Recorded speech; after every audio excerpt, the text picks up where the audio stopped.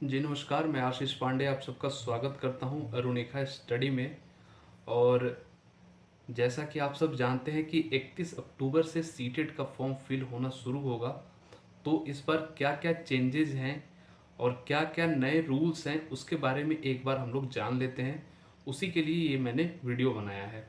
तो वीडियो शुरू करने से पहले एक चीज़ मैं आपको बता दूं कि जो लोग चैनल पर नए होंगे चैनल को ज़रूर सब्सक्राइब करेंगे, वीडियो को लाइक और शेयर सभी लोग करेंगे। तो इस बार जो लोग अप्लाई कर रहे हैं सीटेट के लिए वो लोग कुछ बातों को ध्यान रखेंगे। और सबसे पहली बात ये है कि अगर आप अभी तक सीटेट नोट्स नहीं बनाए हैं तो हमारे पेड नोट्स खरीद सकते हैं। ऊपर कॉर्नर में आपको टेलीग्राम आईडी का वो आईडी बताया हुआ है, उस पर आप लोग मैसेज कर सकते हैं। चलिए कुछ नए रूल्स के बारे में जान लेते हैं। तो इस बार एक बहुत ही बड़ी चेंज ये हुई है। पहले क्या होता था कि जो लोग या तो डीएलएड या किसी भी टीचर ट्रेनिंग को कंप्लीट कर लिए होते थे वो लोग सीटेट के लिए अप्लाई करते थे, या जो फाइनल सेमेस्टर में होते थे और एग्ज़ाम दे रहे हों या दे चुके हों, एक रिजल्ट ना आया हो उनके डीएलएड का फाइनल ईयर का, तो वो लोग सीटेट का एग्ज़ाम देते थे। लेकिन इस बार ऐसा हुआ है कि अगर आप किसी भी टीचर ट्रेनिंग में एडमिशन ले लिए हैं, आपका एडमिशन हो चुका है, भले आप एक भी दिन क्लास किए हों या ना किए हों, लेकिन आपका एडमिशन है, तो आप सीटेट का एग्ज़ाम देने के लिए एलिजिबल हैं। तो इसके साथ साथ एक और चीज़ बहुत बड़ी कन्फ्यूज़न हो रही है लोगों को। वो कन्फ्यूज़न ये है कि कुछ लोग ये पूछ रहे हैं कि हमने डीएलएड किया है या बीटीसी किया है या जेबीटी किया है, तो क्या हम लोग पेपर 2 दे सकते हैं।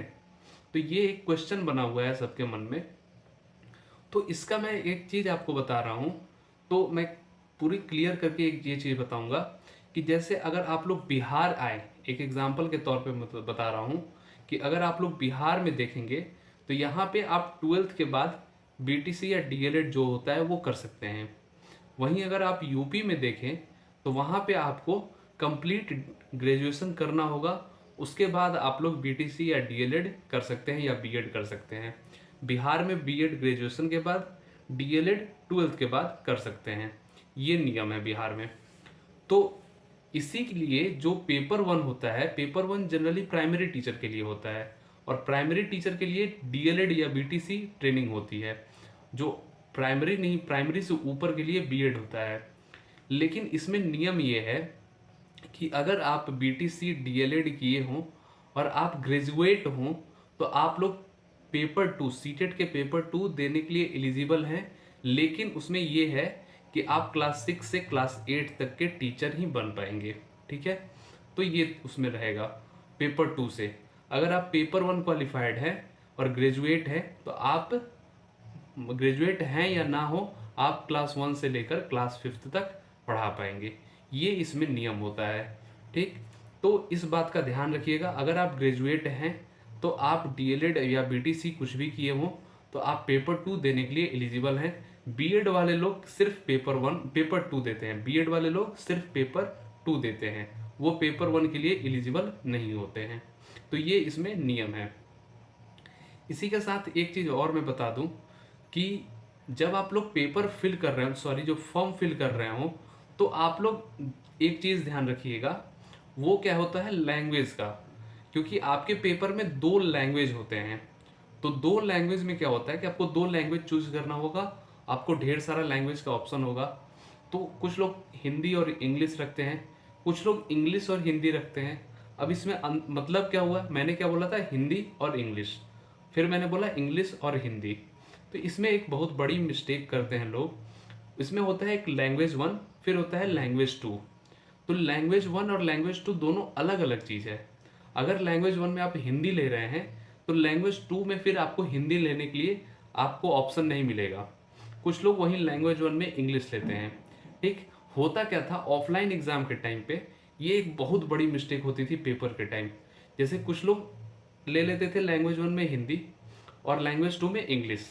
अब ऑफलाइन जो पेपर आता था उसमें क्या होता था कि लैंग्वेज 1 के लिए हिंदी और इंग्लिश दोनों का क्वेश्चन दे देता था।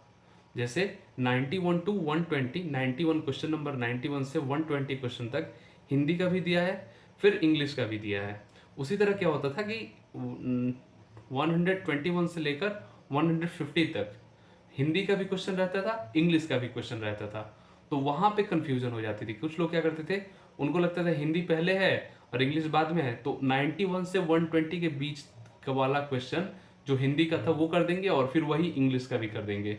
जबकि फिर उनको क्या होता था कि अगर उनका लैंग्वेज वन हिंदी है तो वो 91 से 120 के बीच के जो क्वेश्चंस होते थे वो जो लैंग्वेज वन में जो उनका है वो क्वेश्चन अटेम्प्ट करना है।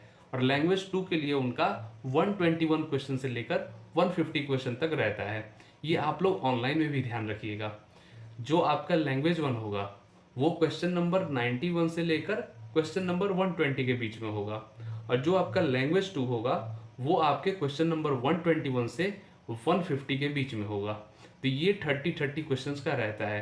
तो आप लोग लैंग्वेज वन में हिंदी या इंग्लिश, या इंग्लिश या हिंदी, या हिंदी संस्कृत, संस्कृत हिंदी, जो आपका मन करे, जैसा आपको कंफर्टेबल लगे वैसे लीजिएगा। मेरे अकॉर्डिंग अगर मुझसे पूछा जाए तो मैं ये बोलता हूँ कि लैंग्वेज वन में वो सब्जेक्ट रखो जिसमें आप बहुत कंफर्टेबल हो, जो आपके लिए बहुत आसान हो, तो वो लैंग्वेज वन में रखो।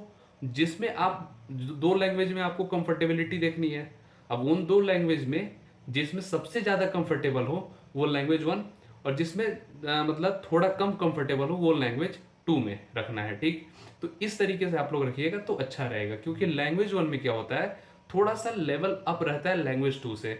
तो जिसमें आप ज़्यादा कंफर्टेबल हैं तो उसके क्वेश्चन आप इजीली कर लेंगे, भले लेवल कितना भी ऊपर रहे या नीचे रहे।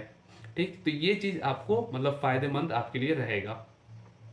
इसके साथ अगर कोई भी दिक्कत परेशानी आपको हो रही हो फॉर्म फिल करने में, तो आप लोग यहाँ पे कमेंट कर सकते हैं। साथ ही टेलीग्राम आईडी पे आप लोग मैसेज कर सकते हैं, वो मेरा पर्सनल टेलीग्राम आईडी है। साथ ही जिसको नोट्स चाहिए, जो अभी तक नोट्स नहीं बना पाए हैं, जैसे बहुत लोग क्या होते हैं जो जॉब करते हैं, वर्किंग होते हैं, या जो हाउसवाइफ होती हैं, तो उनको टाइम नहीं मिलता है नोट्स बनाने के लिए, तो उनके लिए प्रॉपर पेड नोट्स मैंने बना के रखा है। तो वो नोट्स से आप लोग अपनी तैयारी कर सकते हैं। एक महीने में आप लोग वो नोट्स पढ़ सकते हैं, पढ़ के अपनी तैयारी कर सकते हैं। मॉक टेस्ट दे के प्रैक्टिस करके आप लोग अपना तैयारी करके एग्ज़ाम दे सकते हैं। एग्ज़ाम में आप लोग पक्का आप लोग का अच्छा मार्क्स आएगा उस नोट्स की हेल्प से। तो आप लोग उस नोट्स के लिए मेरे टेलीग्राम आईडी पे मैसेज कर सकते हैं, उसके रिगार्डिंग आप लोग मुझसे बात कर सकते हैं। तो चलिए अब यहीं पे अपनी बात ख़त्म करता हूँ। तो जो लोग चैनल पे नए होंगे चैनल को जरूर सब्सक्राइब करेंगे, वीडियो को लाइक और शेयर सभी लोग करेंगे, और आपके सपोर्ट से ही हम और आगे बढ़ेंगे और आपके लिए हम लोग कुछ और अच्छा करेंगे। तो चलिए मिलते हैं आपसे अगले वीडियो में, तब तक के लिए tata bye bye and thank you. जय हिंद।